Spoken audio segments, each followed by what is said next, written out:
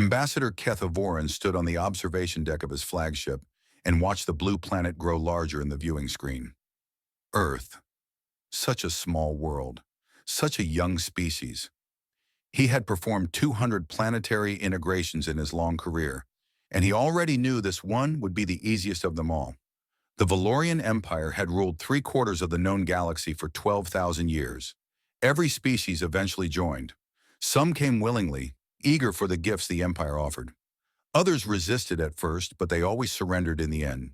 The Empire had perfected the art of absorption over millennia. They knew exactly what every species wanted, and they knew how to offer it in ways that seemed generous rather than threatening. Humans had achieved faster than light travel only 60 years ago. They were practically infants by galactic standards. Kethovoran had read the intelligence reports with mild amusement. Humans had fought 2 massive wars among themselves in the previous century. They had nearly destroyed their own planet with pollution. They argued constantly about politics, religion, and economics. By every measure, they were a chaotic and primitive species, desperately in need of guidance. The integration fleet entered orbit around Earth with tremendous fanfare. 300 warships arranged themselves in a perfect geometric pattern that could be seen from the planet's surface. It was a display designed to impress and intimidate in equal measure. The message was clear. The Empire was powerful beyond imagination, but it came in peace. Kethovoran transmitted the standard greeting and requested a meeting with Earth's leaders. The response came within hours. The United Earth Council would be honored to receive the ambassador at their headquarters in Geneva.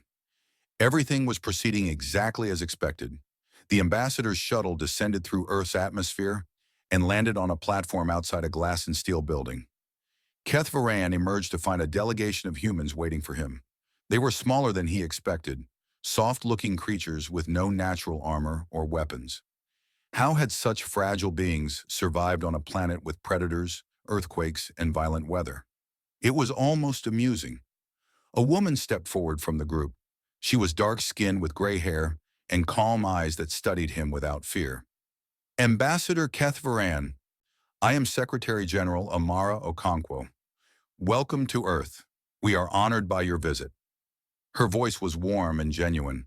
Kethovoran had met thousands of planetary leaders, and he could usually detect fear or greed within seconds. This woman showed neither. She seemed merely curious, as if he were an interesting guest rather than the representative of an empire that could destroy her world with a single command. The honor is mine, Secretary General, Kethovoran replied with practiced grace. The Valorian Empire has watched humanity's progress with great interest. We believe the time has come to welcome you into the galactic community. She smiled and gestured toward the building. Please come inside. We are eager to hear what you have to say. The meeting chamber was large but simply decorated. Human leaders from every nation sat around a curved table, their faces showing a mixture of curiosity and caution. Kethovoran had seen this before. New species were always nervous during first contact. That nervousness usually made them easy to manipulate. He activated his presentation and began the standard integration speech. The empire was vast and ancient. It provided peace, prosperity, and protection to all its member worlds. Species that joined gained access to technology that would advance their civilization by centuries. They gained trading partners across thousands of star systems. They gained security from pirates, natural disasters, and hostile forces. The benefits were beyond calculation. The humans listened politely for 3 hours. They asked thoughtful questions about trade agreements, military obligations, and cultural preservation. Kethovoran answered each one with the smooth confidence of long experience. Yes, member species maintained their own governments. Yes, they kept their own cultures and traditions. Yes, the empire asked for very little in return, just cooperation, just loyalty, just a small tribute to support the imperial infrastructure that made everything possible. When he finished, Secretary General Okonkwo thanked him sincerely for the detailed explanation. Then she said something that Kethovoran had never heard before in 200 integrations. We appreciate this generous offer, Ambassador. Truly we do. But after careful consideration, the United Earth Council has decided to decline. Kethovoran's translator implant must have malfunctioned. I apologize, Secretary General. Could you repeat that? We decline, she said, still smiling warmly. We are grateful for the Empire's interest, but humanity prefers to remain independent at this time. The ambassador stared at her for a long moment. This had never happened. Species bargained, species made counteroffers, species asked for better terms, but they did not simply say no. Perhaps there has been a misunderstanding, he said carefully. Let me explain the economic benefits in greater detail. Over the next several weeks, Keth Voren presented offer after offer with increasing generosity. He offered unlimited access to galactic trade networks that would make every human wealthy beyond their dreams. He offered manufacturing technology that would eliminate poverty on Earth within a decade. He offered medical advances that could double human lifespans and cure diseases that had plagued them for centuries. The humans examined everything carefully. They asked intelligent questions, they expressed genuine appreciation for the Empire's generosity, and then they politely declined each and every offer. Keth Voren switched tactics. Intelligence reports indicated that humans had a long history of warfare. Surely they understood the value of security. He offered the full protection of the Imperial Navy, 10,000 warships that would defend Earth from any threat in the galaxy. No pirate would dare approach human space. No hostile species would ever threaten their colonies. Humanity would be safe forever under the Empire's shield. Secretary General Okonkwo listened to the entire presentation. She asked about command structures, response times, and the Empire's history of military interventions. Then she thanked him again and declined. Your military is impressive, Ambassador, she said, but we prefer to provide for our own defense. With respect, Secretary General, your fleet is tiny compared to potential threats. You have perhaps 300 combat-capable vessels. The Empire has millions. We understand our limitations, she replied calmly, but we believe that depending on others for protection creates a dependency that is difficult to escape. We would rather build our own strength slowly than accept strength that belongs to someone else. Keth Voren began to feel something he had not experienced in decades: frustration. He returned to his ship and filed confused reports with Imperial Command. The humans were not responding to standard integration protocols. They were not being hostile or unreasonable. They were simply refusing to cooperate. Imperial Command responded with new instructions: offer them technology, not just medical advances or manufacturing equipment, but the truly advanced systems that primitive species always craved. Artificial intelligence that could solve any problem, clean energy that would last forever, computing power that would advance human science by 500 years in a single generation. Keth Voren presented this offer with renewed confidence. No species had ever refused technological uplift. The desire to advance, to grow, to become more than they were, was universal among intelligent beings. Humans would not be different, but they were different. The human scientists who examined the offered technology were clearly impressed.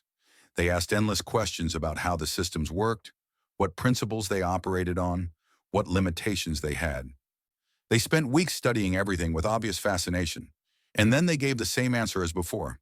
We are grateful for this opportunity, Secretary General Okonkwo said, but we believe that technology gained too quickly is technology that is not truly understood. We prefer to develop our own capabilities at our own pace. Keth Voren requested a private meeting with the Secretary General. He needed to understand what was happening. No species behaved this way. There had to be something she wanted, some hidden desire he had failed to identify. Every being had a price. Every civilization had a weakness. He just needed to find humanity's. They met in her office, a modest room with windows overlooking a garden. She offered him tea, which he declined, and then sat across from him with the same patient calm she had shown from the beginning. Secretary General, I must ask you directly, why does humanity refuse every offer we make? The Empire offers genuine benefits with very few obligations. Other species consider membership a privilege. Why are humans different? She was quiet for a moment, looking out the window at the garden. When she spoke, her voice was thoughtful rather than confrontational. Ambassador, we have studied your empire carefully. We have analyzed your history, your economic systems, your military structures, and your relationships with member species. We have learned a great deal. And what have you learned? That gifts from empires are never free. She turned to face him directly. Every offer you make creates a dependency. Economic integration makes species unable to survive without imperial trade. Military protection makes them unable to defend themselves. Technological uplift makes them unable to innovate. Over time, member species become components of the empire rather than independent civilizations. They lose the ability to choose their own path. Kethvorn had no response. She was describing the integration process with uncomfortable accuracy. The empire did not conquer species through force. It absorbed them through generosity, slowly making them unable to exist outside imperial structures. It was a system that had worked perfectly for 12,000 years, and this young species had seen through it immediately. "We have read enough history to know where this road leads," the Secretary General continued. "Not just your history, Ambassador, our own. Humanity has been conquered before by empires that offered peace and prosperity in exchange for submission. We learned those lessons through great suffering. We will not forget them." She stood and extended her hand in what Kethvorn had learned was a human gesture of respect. "We hope for friendship with the Empire, Ambassador. We hope for fair trade and peaceful coexistence. But we will not become part of your system. We will find our own way among the stars." Kethvorn returned to his ship that evening and sat alone in his quarters for a long time. In 2 centuries of service, he had never failed to complete an integration. He had never even imagined that failure was possible. Species wanted what the Empire offered. They always had. They always would. But humanity did not. He began composing his report to Imperial Command, and for the first time in his career, he did not know what to recommend. Force would work, of course. The Empire could conquer Earth easily, but that was not how integrations were supposed to happen. Conquest created resentment that lasted for generations. The system required willing participation, and humanity was not willing. As he wrote, Kethvorn felt the first stirrings of something that might have been doubt. The Empire had perfected integration over 12,000 years, but perhaps perfection had made them blind. Perhaps they had forgotten how to deal with species that valued something more than comfort and security. Perhaps they had forgotten what freedom meant. He finished his report and sent it through the communication network. Somewhere in the imperial capital, officials would read his words and struggle to understand them. Somewhere, the first whispers of unease would begin spreading through the halls of power. Humanity had said no, and no one knew what to do about it. 6 months had passed since humanity's refusal, and the Imperial Council was growing concerned. Not because Earth posed any military threat. A single-sector fleet could reduce the planet to ash within hours. The concern was something far more dangerous than weapons or armies. The concern was gossip. High Executor Morvan stood before the council and delivered his report with visible discomfort. "The situation has become politically complicated. Word of humanity's refusal has spread throughout the empire. Subject species are discussing it openly. A junior race said no to integration, and nothing happened. The implications are troubling." Emperor Valadros sat on his throne, listening with ancient eyes that had seen civilizations rise and fall. He was old even by Valorian standards, having ruled for 300 years. In all that time, no species had successfully resisted integration. The system was designed to be irresistible. "What do our analysts recommend?" the emperor asked. "Pressure," Morvan replied. "Not military force, but economic and political pressure. We make independence uncomfortable. We show humanity that cooperation with the empire is the only path to prosperity." The emperor nodded slowly. It was the obvious approach. Species that refused generosity often responded to difficulty. The empire had many ways to make life hard for those who chose isolation. Over the following months, things began going wrong for humanity. Trade routes near Sol's system became unstable. Ships carrying human goods encountered unexpected delays in inspections. Galactic markets that had been open to Earth suddenly imposed tariffs and restrictions. Pirates began appearing in human space, attacking merchant vessels and disappearing before patrols could respond. The Empire never officially acknowledged any connection to these problems. When human diplomats complained, imperial officials expressed sympathy and promised to investigate. Nothing changed.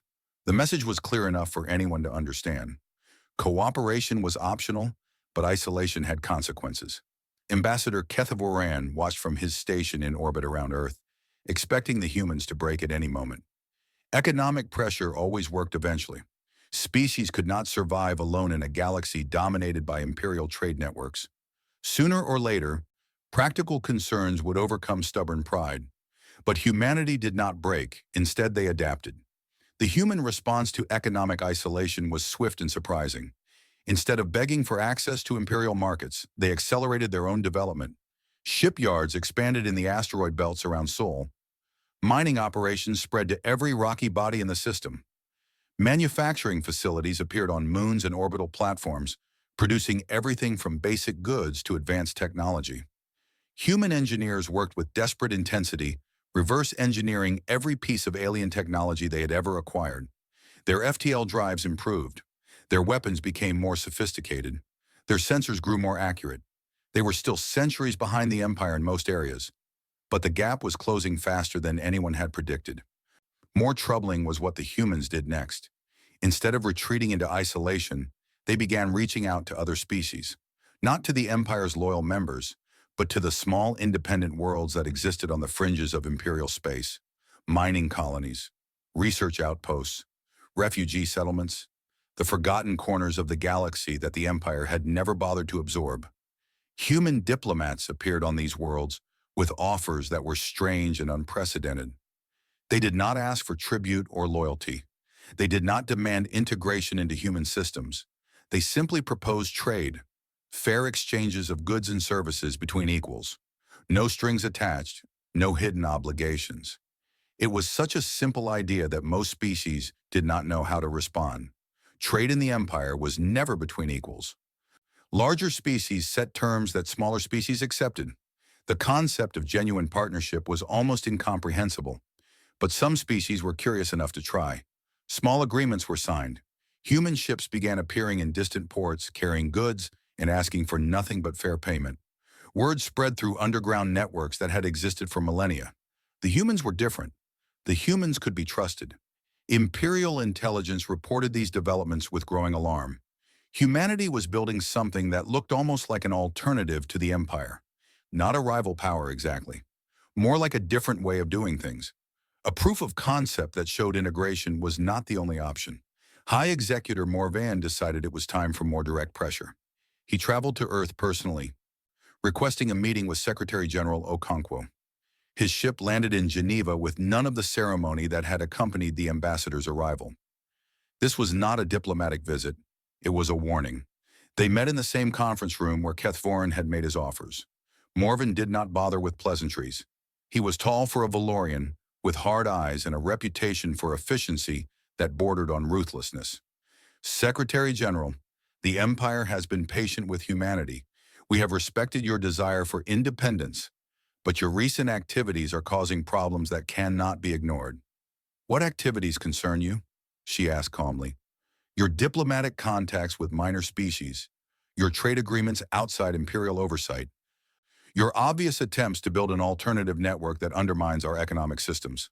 He leaned forward, his voice dropping to something that was almost threatening. The Empire does not tolerate disruption. I suggest you reconsider your position before patience runs out. Okonkwo studied him for a long moment. When she spoke, her voice was still warm, but there was steel beneath the warmth that had not been there 6 months ago. High Executor, humanity has not violated any treaties because we have not signed any treaties. We trade with willing partners. We build relationships with species that choose to work with us. Nothing we do is illegal by any standard. Legal is not the same as wise, Morvan replied. There are many things the Empire can do that require no legal justification. Trade routes can become dangerous. Resources can become scarce. Accidents can happen to ships and stations. I trust you understand what I am saying. I understand perfectly, she said. You are threatening us. You are telling us that if we do not submit to imperial authority, we will suffer consequences. Is that accurate? Morvan had not expected her to state it so directly. Most species pretended not to understand implicit threats. It made everyone more comfortable. But this woman looked at him without flinching, demanding that he acknowledge what he was doing. The Empire prefers cooperation, he said carefully, but we are prepared to protect our interests. So are we. She stood up, signaling that the meeting was over. High Executor, humanity has survived ice ages, plagues, and wars that killed hundreds of millions. We have pulled ourselves back from the edge of extinction more times than you can imagine. Your threats do not frighten us. They only confirm that we were right to refuse your offers. She walked to the window and looked out at the city. We know we cannot defeat the Empire in open war. We are not foolish enough to believe otherwise. But we also know that empires are not as strong as they appear. They have weaknesses that smaller powers can exploit. They have subjects who remember what freedom felt like. They have cracks that grow wider under pressure. She turned back to face him. Go back to your emperor, High Executor. Tell him that humanity will not be intimidated. Tell him that every threat he makes will be answered with greater determination. And tell him that if he chooses war, the galaxy will be watching. Every species that has ever dreamed of independence will see what happens, and they will remember. Morven left Earth that day with a feeling he had not experienced in decades. Fear, not of humanity's military power, which was still insignificant compared to the Empire. He feared something else entirely. He feared what humanity represented. For 12,000 years, the Empire had maintained control through a simple system. Resistance was futile, so species did not resist. Integration was inevitable, so species did not struggle against it. The system worked because everyone believed it worked. Faith in imperial power kept the peace far more effectively than actual force. But humanity did not believe.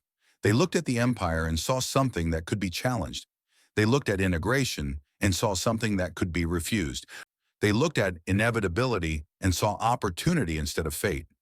If other species started believing the same thing, the entire system would collapse. The Empire could not actually control every world with military force. There were too many planets, too many species, too many potential rebellions. Control depended on obedience, and obedience depended on the belief that nothing else was possible. Humanity was proving that something else was possible. Morvan returned to the imperial capital and delivered his report in person.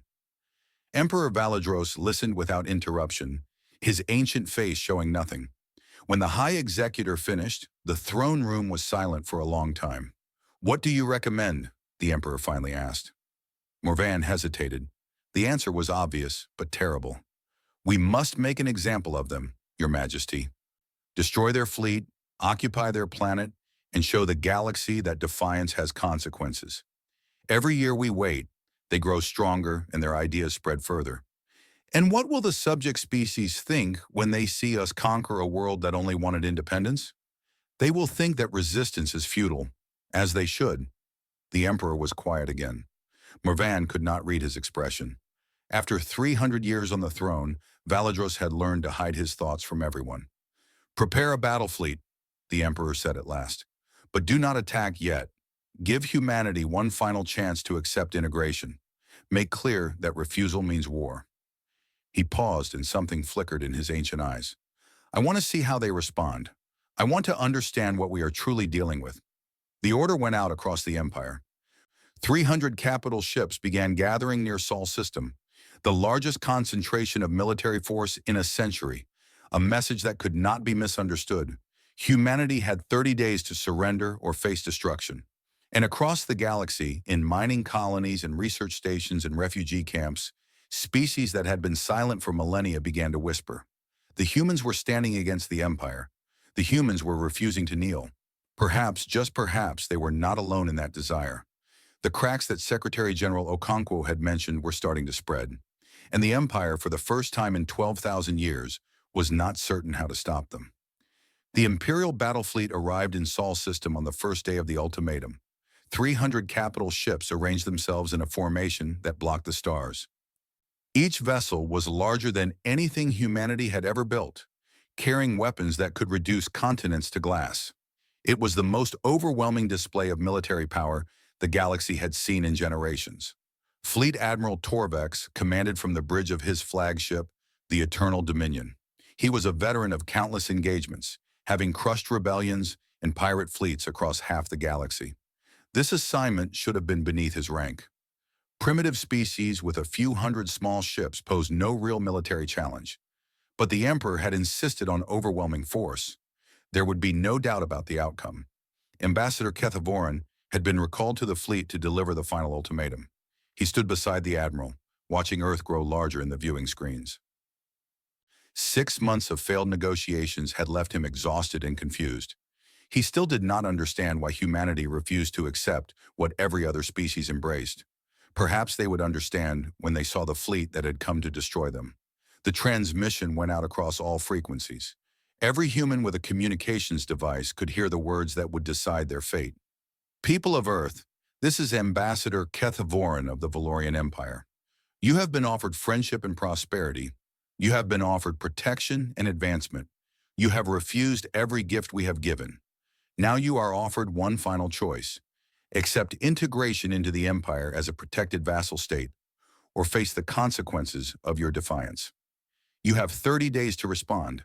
If you refuse or if you fail to respond, the fleet you see before you will reduce your civilization to ashes. Consider carefully. There will be no further warnings. The transmission ended, and silence fell across Sol System. The fleet waited. The clock began counting down. On Earth, the response was not panic or despair. Secretary General Okonkwo addressed the United Earth Council in an emergency session that lasted 3 days.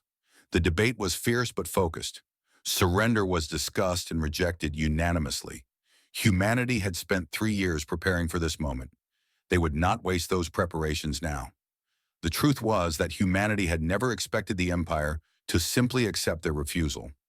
From the moment they first detected Imperial communications decades ago, human strategists had been planning for this confrontation. Every offer they rejected, every month they bought through diplomacy, had been used to build defenses that the Empire could not imagine. Human shipyards had not been building the large warships that dominated Imperial doctrine. Instead, they had constructed thousands of small, fast vessels designed for a completely different kind of warfare. These ships were cheap to build and easy to crew. Individually, they were insignificant. Together, they formed something that had never been seen in galactic combat. But the ships were only part of the preparation. Across Sol System, hidden in asteroid fields and buried beneath moon surfaces, a network of sensors and weapons platforms had been quietly growing. Human engineers had studied every Imperial battle in recorded history, analyzing tactics, identifying patterns, and designing countermeasures for every scenario. They knew how Imperial fleets fought. They knew their formations, their standard responses, their predictable patterns of aggression. Most importantly, they knew that Imperial commanders had never faced an enemy that fought like humans. Earth's military history was a catalog of asymmetric warfare, smaller forces defeating larger ones through mobility, deception, and sheer stubborn endurance. Guerrilla campaigns that exhausted empires. Naval battles decided by unexpected tactics rather than superior firepower. Humans had spent thousands of years fighting each other, and they had learned lessons that the Empire, with its overwhelming advantages, had never needed to consider. There was another element to humanity's preparation that would have disturbed the Empire even more if they had known about it. Over the past 3 years, human diplomats had been busy. Those small trade agreements with minor species had grown into something larger, a network of mutual support that stretched across the fringes of Imperial space. 12 species had secretly pledged to support humanity if war came. They could not offer military assistance. Their fleets were too small and too far away to make a difference in battle. But they could offer something almost as valuable: intelligence, communications, supply routes. 1,000 small advantages that would help humanity survive long enough to make the Empire reconsider. These allies had their own reasons for supporting Earth. They had watched humanity refuse integration and survive. They had seen that the Empire was not actually all-powerful. Perhaps most importantly, they had heard Secretary General Okonkwo's message about freedom and self-determination. For species that had lived in the Empire's shadow for millennia, those words had power beyond measure. Day 29 of the ultimatum arrived. The Imperial fleet had grown bored with waiting.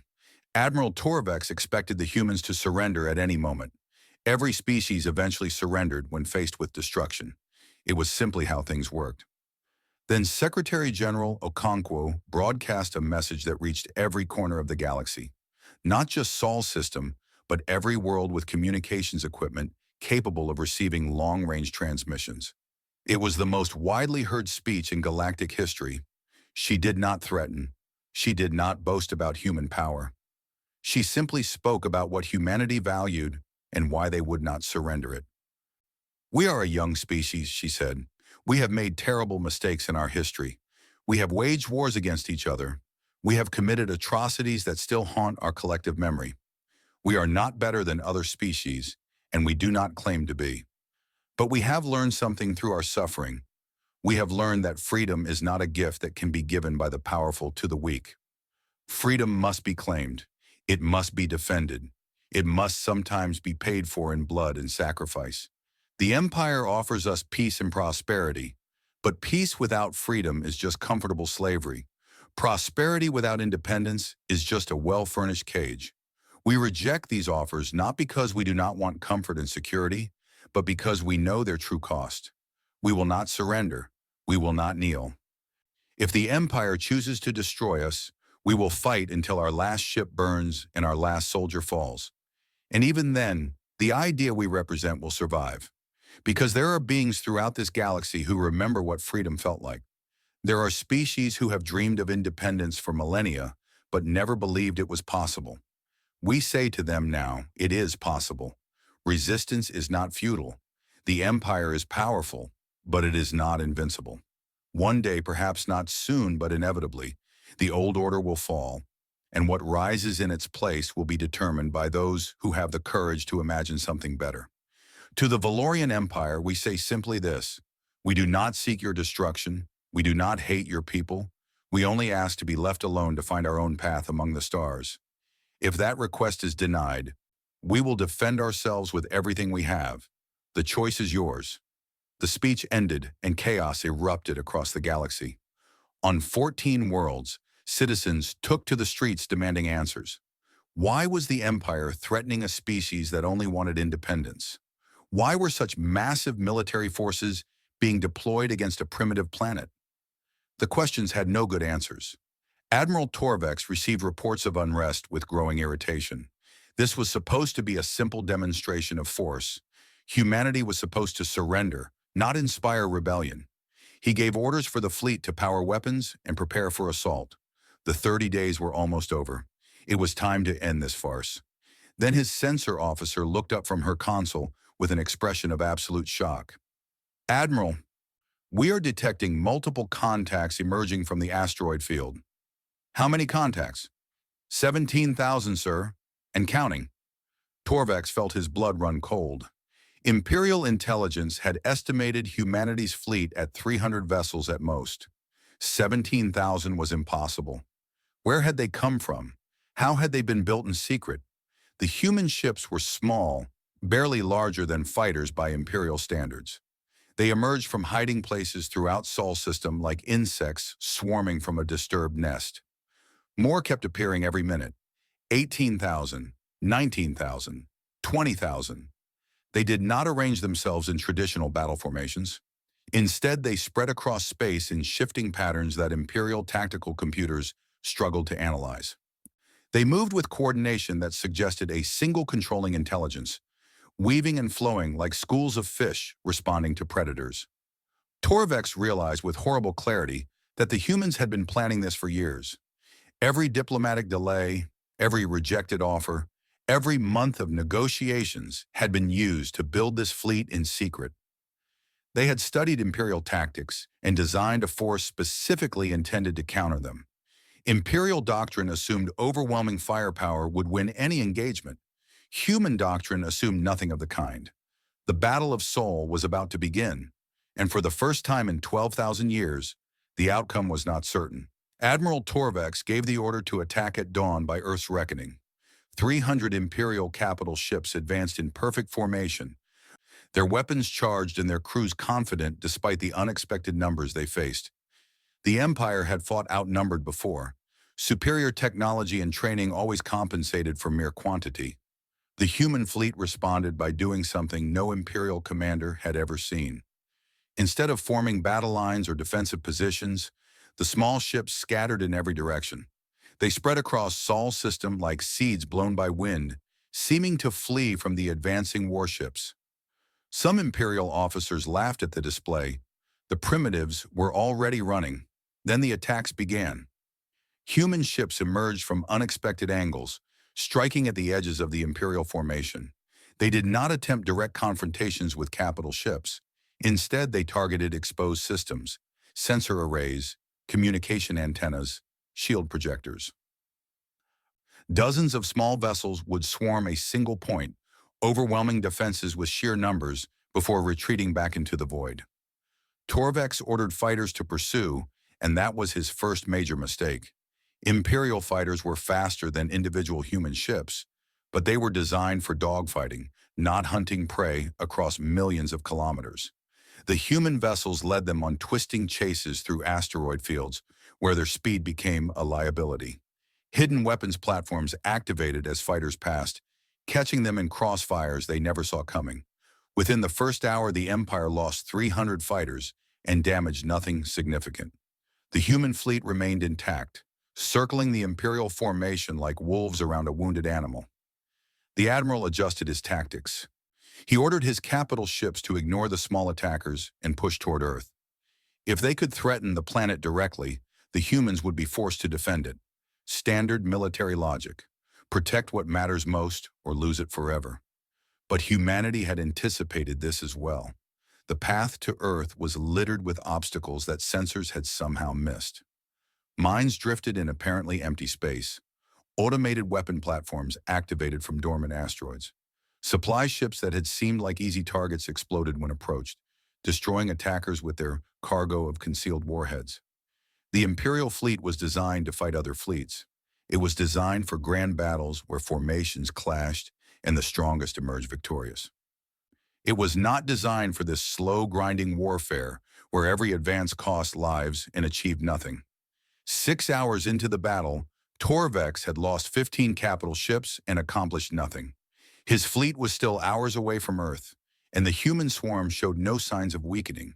If anything, they seemed to grow more effective as the battle continued, learning from each engagement and adapting their tactics in real time.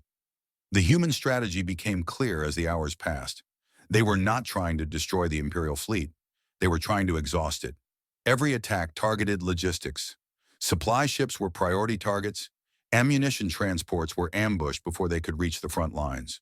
Fuel tankers were disabled and captured rather than destroyed. Torvex realized with growing horror that his fleet was slowly starving. Weapons that should have been fully loaded were running low. Shields that should have been at maximum power were weakening as energy reserves drained. His ships could still destroy any human vessel in seconds, but there were always more humans, and his ammunition was finite. The turning point came 12 hours into the battle. A coordinated attack by 3,000 human ships overwhelmed the escorts protecting the fleet's main supply convoy. The battle lasted only 20 minutes, but when it ended, 2/3 of the fleet's remaining supplies were debris drifting in space. Torvex stared at the tactical display, watching icons representing his supplies blink from blue to red. His fleet still outgunned the humans by an enormous margin. His capital ships were barely scratched. But none of that mattered if his weapons fell silent, because there was nothing left to fire. He had been hunting the humans for 12 hours, and somehow they had been hunting him the entire time. The decision to retreat was the hardest of his career. Imperial fleets did not retreat. They did not acknowledge that smaller powers could force them back. But Torvex was a practical officer, and he understood mathematics. His fleet could continue fighting and eventually run out of ammunition, leaving 300 capital ships helpless in enemy space. Or it could withdraw now, resupply, and return with overwhelming force. He chose withdrawal. The human fleet did not pursue as the Imperial ships pulled back. They maintained their swarm formation, watching the retreat with what might have been satisfaction or might have been exhaustion. Both sides had given everything they had. The difference was that humanity had given everything and succeeded, while the Empire had given everything and failed. News of the withdrawal spread across the galaxy faster than any ship could travel. A primitive species had fought the Imperial Navy to a standstill. 300 human ships destroyed, but the fleet that came to conquer them had retreated. It was not a victory in any traditional sense. Both sides had suffered losses. Neither had achieved their objectives completely. But perception mattered more than reality. and the perception was devastating for the empire. On a dozen worlds, citizens who had been obediently silent for generations suddenly found their voices. If humanity could resist, perhaps others could too. If the empire was not invincible, perhaps the old rules no longer applied. Independence movements that had been dormant for centuries stirred back to life. The Imperial Council convened an emergency session as reports poured in from across their territory. High Executor Morvan presented the military analysis with barely contained fury. The fleet had not been defeated, he insisted. It had simply chosen to conserve resources for a more decisive engagement. Victory was still assured. But Emperor Valadros listened to the analysis with ancient eyes that saw past the numbers and statistics. He understood what Morvan did not. The Empire had not lost a battle. It had lost something far more valuable. It had lost the myth of invincibility. For 12,000 years, species had submitted to integration because they believed resistance was impossible. That belief had crumbled in the asteroid fields of Sol System. Every world that had ever dreamed of freedom was now calculating whether the dream might become reality. The Emperor called for silence and spoke in a voice that carried the weight of centuries. We face a choice. We can send another fleet, larger than the first, and crush humanity through sheer force.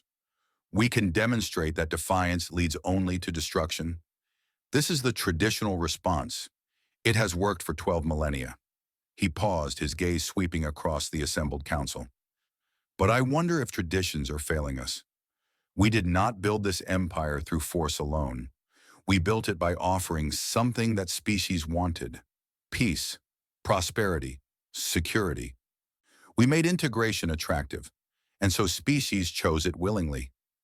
Humanity has refused because they want something we do not offer: independence, self-determination, the right to make their own choices even if those choices are mistakes. We have always treated these desires as obstacles to be overcome. Perhaps we should instead ask why they matter so much. Morvan interrupted with barely restrained impatience. Your Majesty, with respect, these are philosophical questions that can be debated later.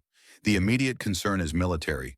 We must respond to this defeat with overwhelming force or face rebellion across the empire. Must we? The Emperor's voice grew cold. I have ruled for 300 years, High Executor. I have seen rebellions crushed and populations subjugated. I have watched species that once had proud cultures become dependent servants.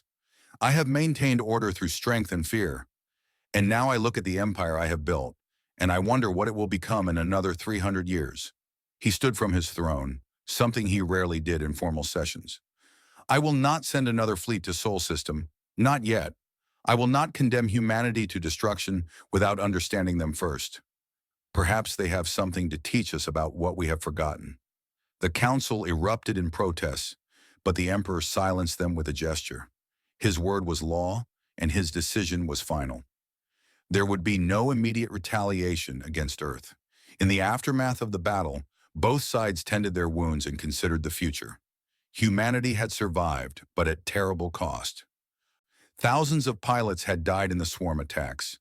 Countless ships were destroyed. The victory, such as it was, had been purchased with blood. Secretary General Okonkwo addressed the survivors with somber pride. They had proven that humanity would not surrender its freedom. They had shown the galaxy that small powers could stand against empires. But the war was not over. It had barely begun. The question now was what came next. The empire would return eventually with more ships and better strategies.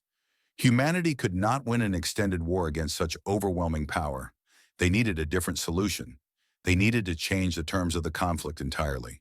And somewhere in the imperial capital, an ancient emperor was beginning to wonder if the young species called humanity might have answers to questions he had stopped asking long ago. The battle was over. The real struggle was just beginning. 1 year had passed since the Battle of Sol, and the galaxy had transformed in ways that would have seemed impossible a decade ago. The Valorian Empire still controlled vast territories, its fleets still patrolled ancient trade routes, and its bureaucracy still administered thousands of worlds. But something fundamental had changed. The certainty was gone. Independence movements had erupted across a dozen sectors.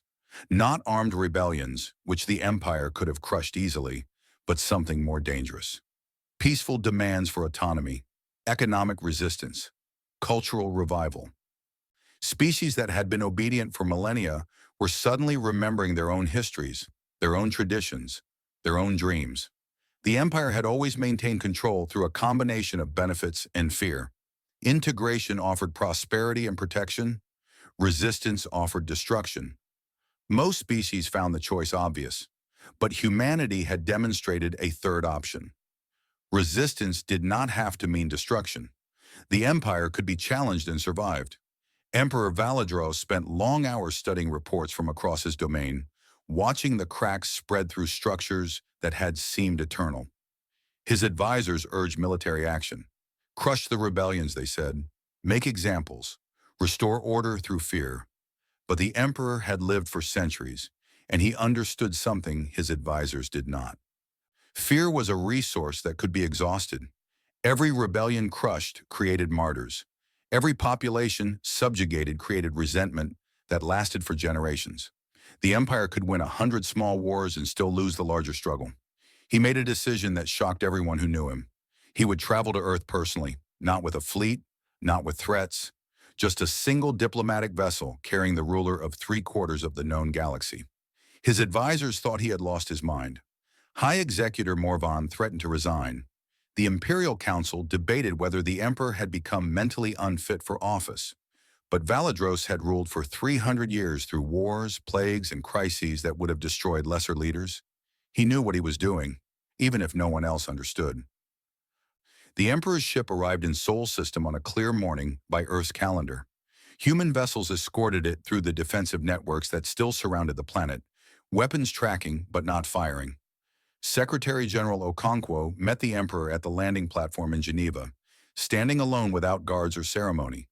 They were a strange pair, an ancient ruler whose species had conquered galaxies, a human leader whose civilization had barely reached the stars. They should have had nothing in common.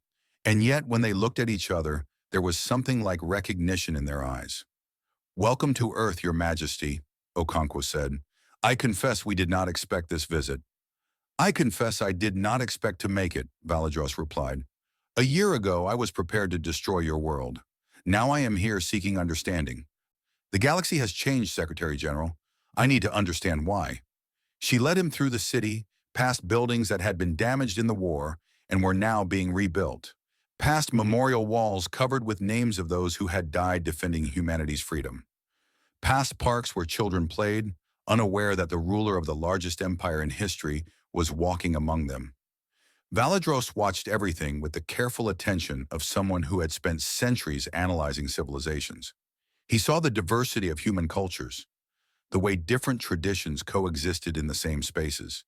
He saw the arguments and debates that seemed to erupt constantly over every decision. He saw the chaos that his advisors had always cited as proof of human inferiority. But he also saw something else. He saw adaptation. He saw creativity. He saw a species that had nearly destroyed itself a dozen times and had somehow always found a way to survive and grow. The chaos was not weakness, it was flexibility. It was the ability to change when circumstances demanded change. The Emperor spent 3 days on Earth, visiting cities and villages, speaking with leaders and ordinary citizens. He asked questions that surprised everyone, not about military capabilities or economic resources, but about history, about philosophy, about what humans believed and why they believed it. On the final day, he met with Secretary General Okonkwo in her office for a private conversation that would change the course of galactic history. "I have ruled the Empire for 300 years, he said. In that time, I have absorbed hundreds of species into our system. I have brought peace to worlds that had known only war. I have spread prosperity to civilizations that had known only poverty. I believed I was building something great." He paused, looking out the window at a world that had refused everything he offered. "But I have also watched cultures disappear. I have watched unique species become copies of each other, all following the same patterns, all thinking the same thoughts. The empire does not conquer through force alone. It conquers through homogeneity. We make everything the same, and in doing so, We destroy what made each species valuable.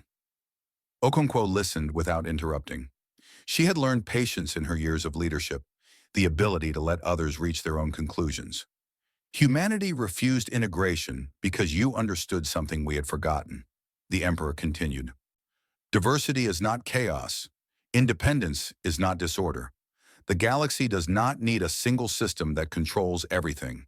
It needs many systems that cooperate while remaining distinct. What are you suggesting, Your Majesty?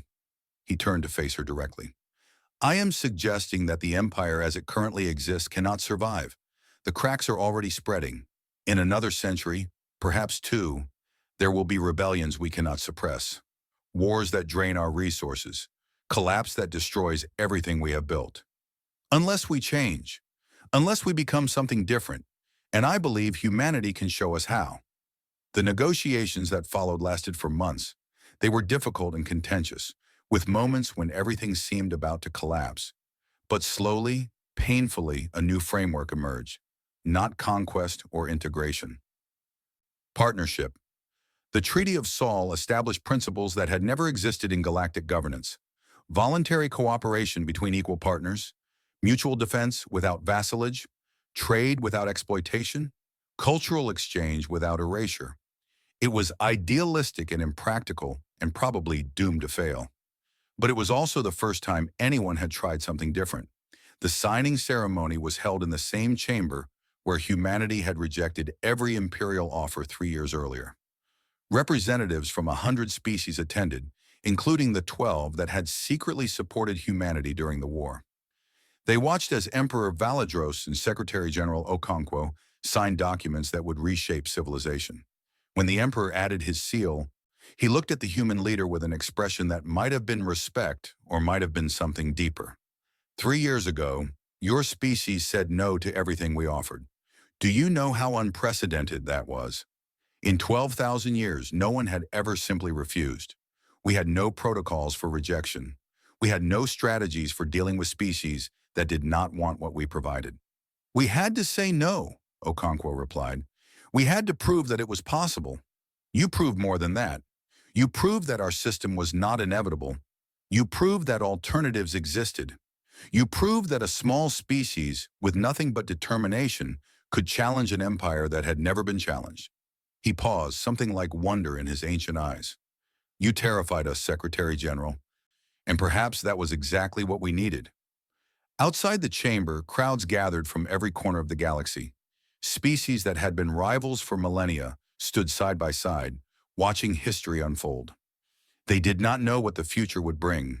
They did not know if this fragile new arrangement would survive the challenges ahead. But they knew that something had changed. The old certainties were gone. The old system was crumbling, and in its place, something new was being born. It had started because one young species looked at the greatest power in the galaxy and simply said, no, thank you.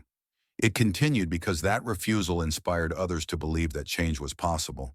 And it would endure because the dream of freedom, once awakened, could never truly be extinguished. Secretary General Okonkwo stood at the window of her office after the ceremony, watching the celebration below. Emperor Valadros stood beside her, an unlikely ally in an impossible endeavor. Do you think it will work? She asked. This new system we have created? I do not know, he admitted. Nothing like this has ever been attempted. There will be failures. There will be setbacks. There will be those who prefer the old ways and fight to restore them. But it is worth trying. The ancient emperor was quiet for a long moment. When he spoke, his voice held something that sounded almost like hope. Humanity taught me something I had forgotten, Secretary General. Sometimes the most important thing is not to succeed. Sometimes the most important thing is simply to try, to believe that something better is possible, even when all evidence suggests otherwise. To refuse to accept that the way things are is the way things must always be. He turned to face her, and for just a moment, the weight of centuries seemed to lift from his shoulders. Your species calls it hope. I had forgotten what that felt like. Thank you for reminding me. Outside, the celebration continued late into the night. Ships from 100 worlds filled the sky, their lights mixing with the stars. Somewhere in that vast expanse, the future was waiting to be written, and it had all begun because humanity refused to say yes.